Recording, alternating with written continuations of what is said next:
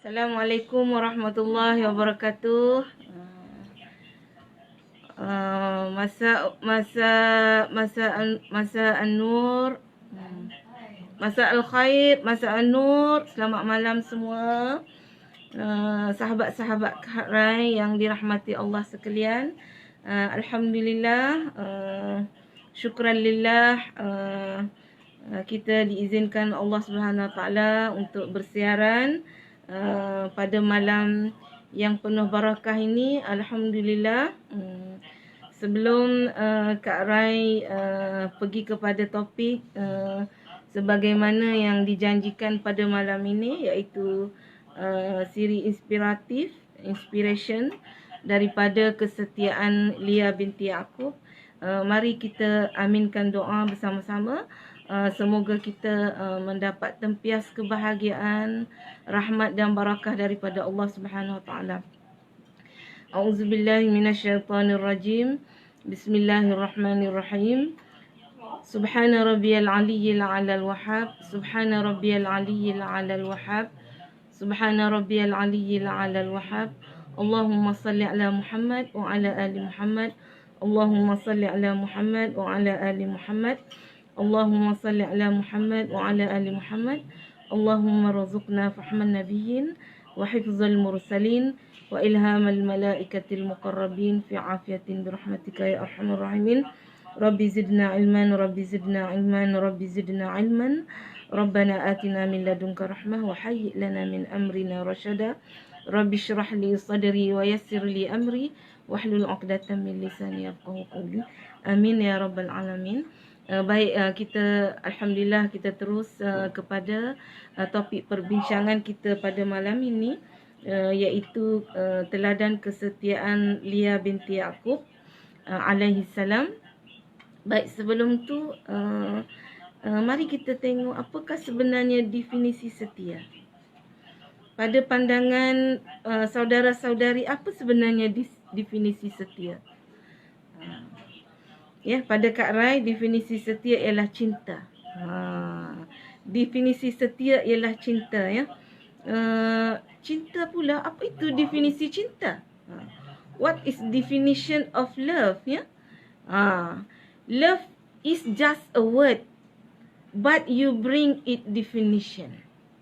Ni Kak Rai baru jumpa kata-kata al-fa'lu, kata-kata hikmah.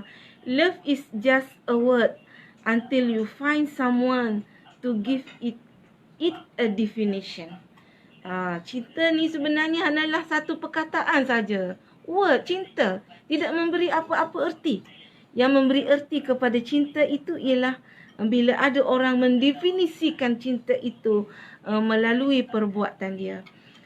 Qala Allah Ta'ala, Kak Rai rasa, Kak Rai fikir definisi cinta ini tidak lari daripada apa yang dinyatakan oleh Allah Subhanahu Wa Taala.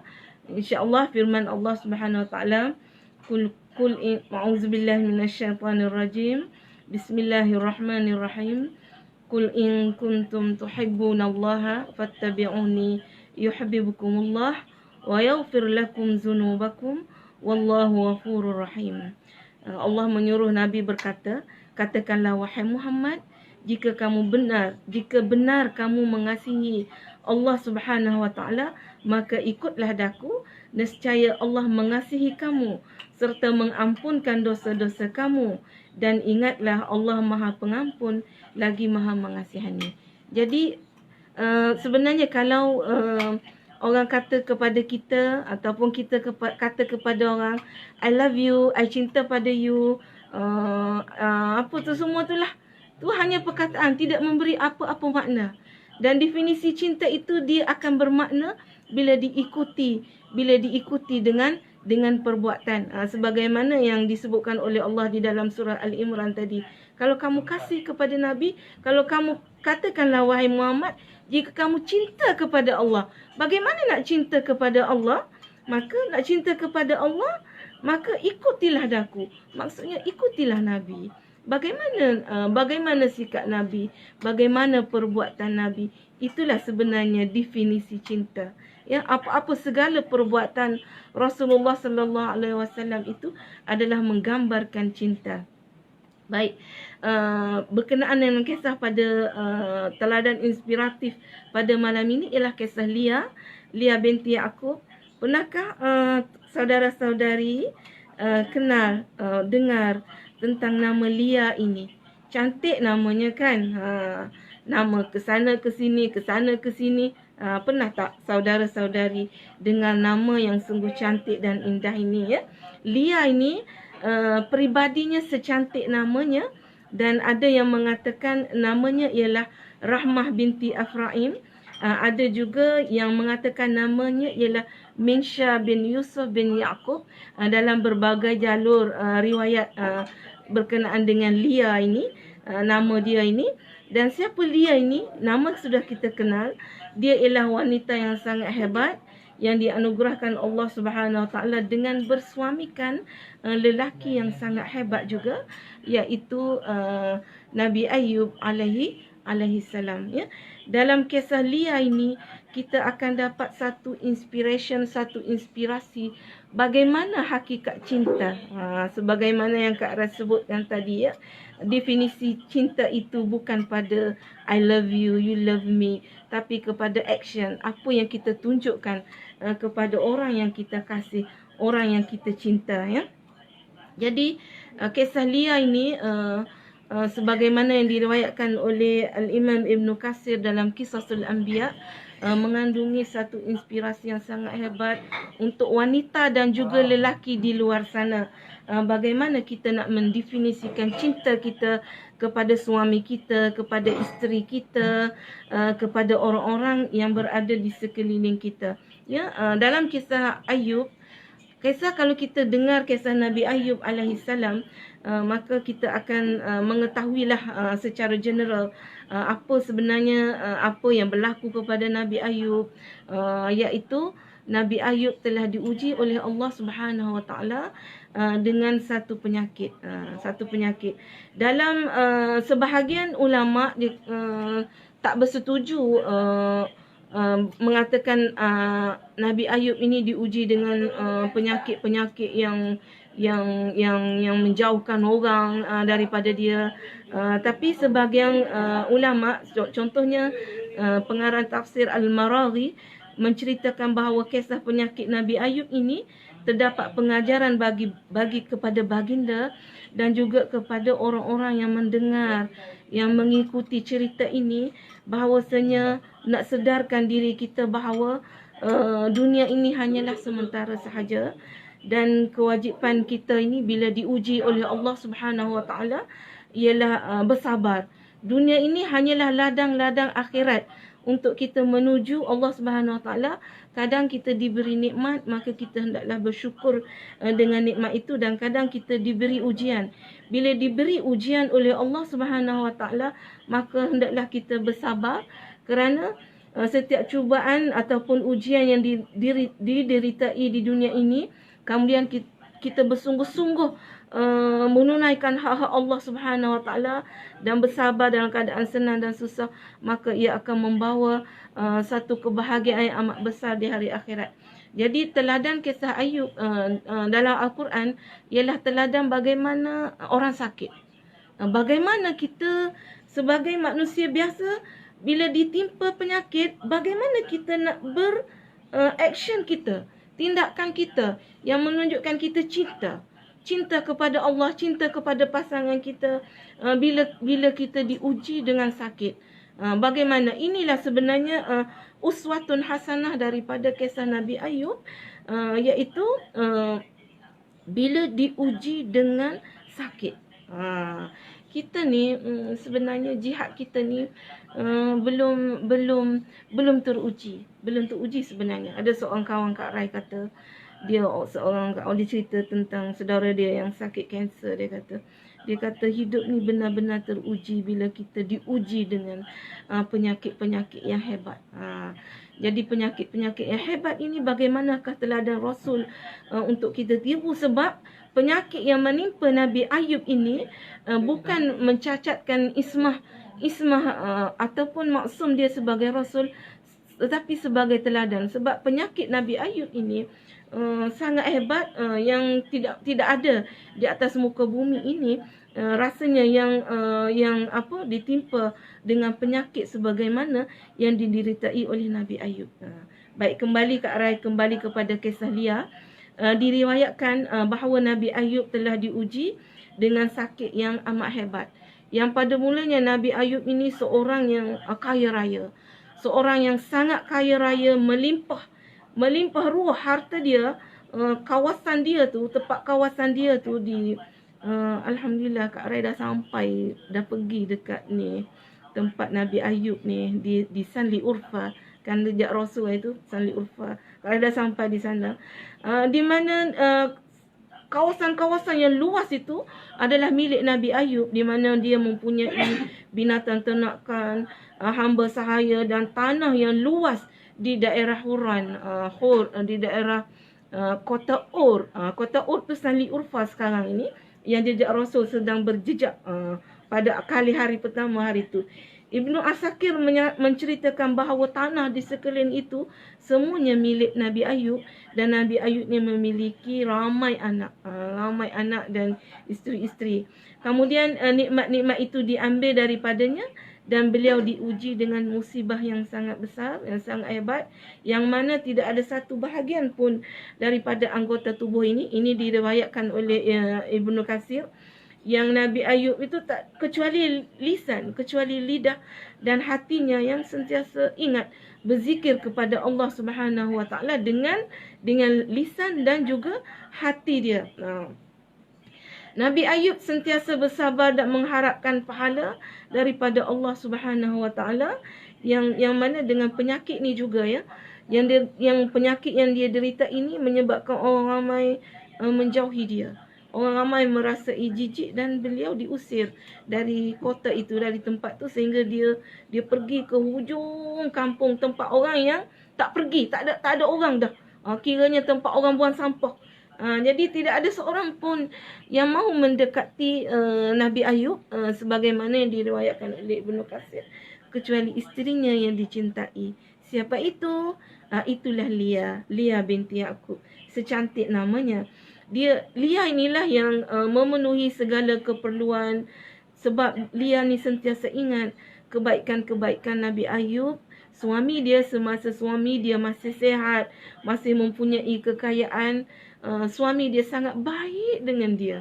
Jadi Lia ini seorang yang mengenang jasa dia, ingat jasa-jasa suami dia.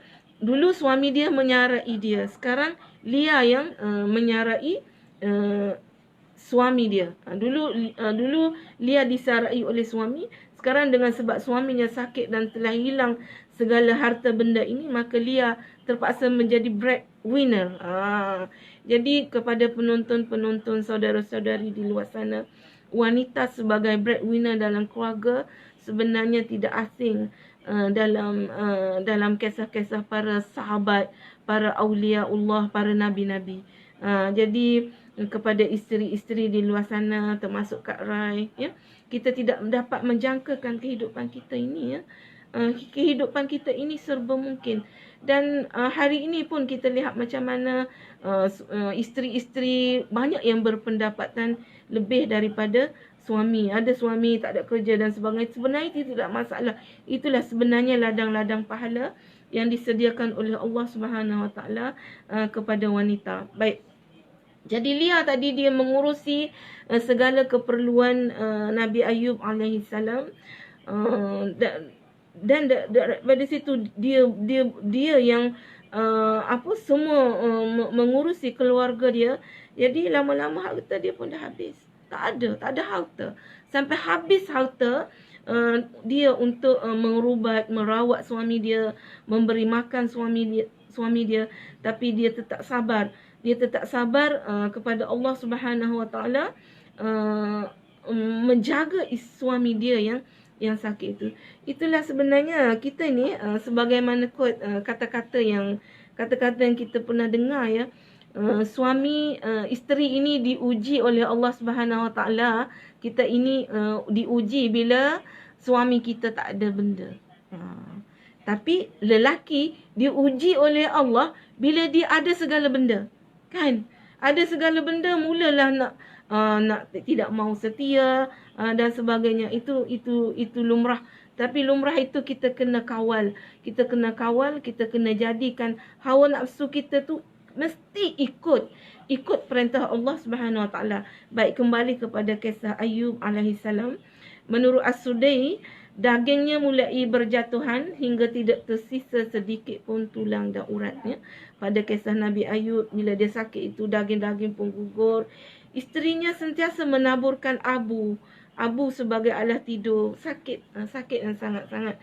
Ketika masa berjalan dia pun dia mintalah suami dia, wahai suamiku, sekiranya engkau berdoa kepada Allah, nescaya Allah akan memberi kelapangan kepadamu. Kan Lia berkata kepada Ayub, wahai suamiku, berdoalah kepada Allah supaya Allah menyembuhkan sakitmu. Nabi Ayub dia kata, aku malu kepada Allah Subhanahu Wa Taala sebab dia kata aku telah menjalani kehidupan yang sehat selama 70 tahun. Tapi aku sakit ini baru, tak silap dalam riwayat ini, baru 3 tahun dia sakit. Sakit yang sedemikian rupa berbandingkan dengan dia waktu dia sehat, dia kaya, dia mewah itu selama 70 tahun. Jadi dia malu di hadapan Allah Subhanahu Wa Taala untuk minta supaya Allah menyembuhkan dia. Baik, kembali kepada Lia, bila harta benda dah habis, dia terpaksa keluar mencari kerja. Dia mencari kerja. Kalau dulu dia jadi mem, dia jadi tuan, dia jadi sayyidah, tapi sekarang dia terpaksa jadi pembantu orang, keluar daripada rumah, bekerja, ambil upah, asalkan dia dapat memberi makanan kepada isterinya di rumah. Dan bila orang tahu ini Lia ni adalah isteri Nabi Ayub, orang tak mau ambil pula. Dah lama bekerja, orang tak mau ambil dia kerja sebab dia takut rosaklah, berjangkit penyakit itu. Jadi tak ada orang pula nak ambil dia kerja. Sehinggalah dia suatu hari dia cari tak ada kerja untuk beli makanan kepada suami dia. Lalu dia pergi kepada seseorang wanita bangsawan. Dia kata, sebab Lia ni cantik ya, isteri Nabi yang punya rambut yang cantik. Jadi satu hari dia pergi jumpa seorang wanita bangsawan. Lalu dia kata, aku nak jual salah satu toncang rambut aku ni, untuk aku nak jual. Dia kata, aku nak jual. Jadi wanita bangsawan itu lihat rambut ni cantik, toncang tu, dia beli rambut dia. Jadi potonglah toncang. Lalu dia pun bawa baliklah dengan harga tu, bawa balik beli makanan yang lazat-lazat kepada suaminya Ayub alaihissalam. Lepas tu bila dia balik rumah, Ayub bertanya, dari mana kamu dapat duit untuk membeli makanan ini? Lalu isteri dia pun menjawab, Ayub kata, isteri dia diam. Ayub kata, aku tidak akan makan makanan itu, sehingga dia memberitahu daripada mana dia dapat duit itu. Lalu isteri pun mengaku, dia kata, aku telah menjual rambutku kepada seorang wanita bangsawan. Nabi Ayub merasa sangat sedih. Lalu dia pun berdoa kepada Allah Subhanahu Wa Taala. Bismillahirrahmanirrahim. Qala Allah Taala dalam surah Al-Anbiya ayat 83, wa Ayyub iznada rabbahu inni massani dhurru wa anta arhamur rahimin. Wa Ayyub iznada rabbahu anni massani dhurru wa anta arhamur rahimin. Terima kasih sayangku. Yang dalam ayat surah Al-Anbiya ini maksudnya, dan sebutkanlah peristiwa Nabi Ayub ketika ia berdoa merayu kepada Tuhannya dengan berkata, sesungguhnya aku ditimpa penyakit sedangkan engkaulah sahaja yang lebih mengasihani daripada segala lain yang mengasihani. Itu pun dia tak minta sembuh. Bagaimana mulianya Ayub, dia tak minta sembuh, dia hanya berdoa, dia hanya merayu kepada Allah Subhanahu Wa Taala, sesungguhnya aku ditimpa penyakit sedangkan engkau sahajalah yang lebih mengasihi dan mengasihani aku daripada segala yang lainnya. Itu dia tak minta lagi, mohon disembuhkan penyakitnya itu. Kemudian dalam riwayat yang lain, Nabi Ayub ni dia ada adik-beradik. Dia ada 2 orang adik-beradik. Suatu hari keduanya datang menziarahi Ayub. Dua-dua adik-beradik itu datang menziarahi Ayub, dan salah seorang daripada mereka berkata kepadanya, sekiranya Allah mengetahui kebaikan engkau wahai Ayub, nescaya dia tidak akan mengujimu dengan ujian ini. Macam saudara dia pun macam memberi suatu kalimah yang tidak sedap didengar lah. Dia kata, Ayub, kalau kau ada kebaikan, tentu Allah, kalau kau ni sentiasa buat baik, tentu Allah tak uji kau dengan penyakit yang demikian ini. Janganlah, ini satu iktibar kepada kita, janganlah kita bila kita ziarah orang sakit ataupun tengok orang sakit, kita kata engkau sakit ni sebab kau ada banyak dosa ni, engkau begini sekian. Jangan kita jadi Tuhan untuk menghukum orang lain. Jangan sekali-kali bila saudara-saudara kita sakit, kita ingatlah itu adalah ujian daripada Allah Subhanahu Wa Taala kepada dia. Itu masa kita tidak tahu lagi. Demikianlah teladan saudara Ayub itu. Seolah-olah Ayub ini tidak pernah berbuat baik. Lalu baginda pun berdoa kepada Allah Subhanahu Wa Taala, ya Allah, sekiranya engkau mengetahui bahawa aku tidak pernah bermalam dalam keadaan kenyang. Ayub ni dia cakap, aku ni tidak akan tidur dalam keadaan kenyang kecuali aku melihat, aku akan keliling cari orang-orang yang susah. Kemudian aku sangat tahu tempat-tempat orang yang kelaparan. Masa Nabi Ayub kaya itu, dia sangat menyantuni orang-orang fakir dan orang-orang miskin. Dan dia memang akan ke mana saja dia memang donate. Macam Ustaz Abid Liu lah. No, astagfirullahalazim. Maksudnya dia tahu keadaan dia, maknanya dia membantu. Walaupun dia tidak dapat memberi kekayaan kepada orang lain, dia membantu orang yang susah. Kemudian dia kata, aku sangat tahu tempat-tempat orang yang kelaparan, maka benarkanlah ucapanku ini wahai Allah. Nabi Ayub mengadu kepada Allah Subhanahu Wa Taala, maka kedengaran suara dari langit yang membenarkannya. Benar semua. Ayub itu seorang yang ikhlas kepada Allah Subhanahu Wa Taala. Dan kemudian Ayub berdoa, ya Allah, sekiranya engkau tahu bahawa aku tidak pernah memiliki 2 pakaian, sedangkan aku tahu ada orang yang telanjang, maka benarkanlah ucapanku ini. Maka terdengar suara yang membenarkannya, dan kedua orang itu mendengarnya. Adik-beradik dia pun dengar. Kemudian dia sujud kepada Allah Subhanahu Wa Taala. Pedih, betapa pedihnya kata-kata saudara itu menyentak hati dia. Maka Nabi Ayub sujud kepada Allah Subhanahu Wa Taala, dan baginda berdoa, ya Allah, dengan kemuliaan-Mu aku tidak akan mengangkat kepadaku selama-lamanya sebelum engkau hilangkan penyakit ini dariku. Nabi Ayub alaihissalam tidak mengangkat kepalanya sehingga seluruh penyakitnya sembuh sepenuh-penuhnya. Lihat Al-Quran surah Al-Anbiya, ya, ayat lihat Al-Quran surah Al-Anbiya. Baik, selepas Nabi Ayub berdoa itu, akhirnya Allah Subhanahu Wa Taala mengembalikan semula kesihatan Nabi Ayub dan kekayaan yang dimiliki sebelumnya, dan bahkan bertambah-tambah dari sebelumnya sebagai ganjaran atas kesabarannya melalui ujian-ujian daripada Allah Subhanahu Wa Taala. Inilah teladan uswatun hasanah daripada Rasul. Apabila kita ditimpa ujian sakit, maka hendaklah kita bersabar kepada Allah Subhanahu Wa Taala sehingga kita menemui kemenangan. Sama ada kita sembuh ataupun menemui Allah Subhanahu Wa Taala, bagi orang mukmin semua itu adalah kemenangan. Dan doa-doa untuk orang yang ditimpa penyakit ini ialah dalam surah Al-Anbiya ayat 83. Jika kita sekiranya ditimpa sakit, kita ingatlah bahawasanya sakit kita itu tidak sama pun dengan sakit yang ditimpa oleh Nabi Ayub.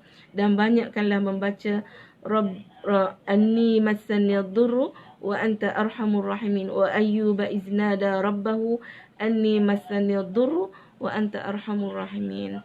Sekianlah siri inspiratif Kak Rai bersama saudara-saudari sebagaimana yang dijanjikan. Kak Rai mohon maaf andai ada mana-mana menyentuh apa-apa yang tidak enak peribadi sesiapa sepanjang Kak Rai bersiaran. Semoga kita diberkati dan dirahmati Allah. Pada malam ini dan malam-malam yang seterusnya. Aqul qauli hadza astaghfirullahal azim li wa lakum. Assalamualaikum warahmatullahi wabarakatuh.